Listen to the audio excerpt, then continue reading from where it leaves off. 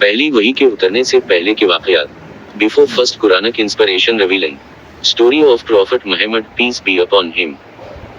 Narrated Aisha, Ra, the mother of the faithful believers. The commencement of the divine inspiration to Allah's apostle was in the form of good dreams which came true like bright daylight, and then the love of seclusion was bestowed upon him. He used to go in seclusion in the cave of Hira where he used to worship Allah alone, continuously for many days before his desire to see his family. He used to take with him the genie food for the stay and then come back to his wife Khadija, Ra, to take his food likewise again till suddenly the truth descended upon him while he was in the cave of Hira. Bukhari हदीस number 3। नबी करीम पर वही का इब्तिदाई दौर अच्छे सच्चे पाकीज़ा ख्वाबों से शुरू हुआ।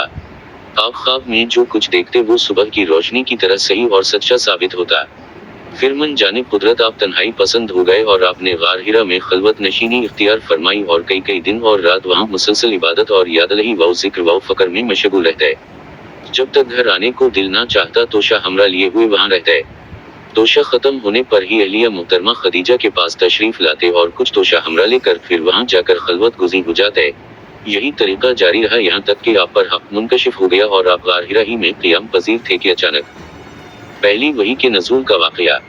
For story of first revelation, see next video.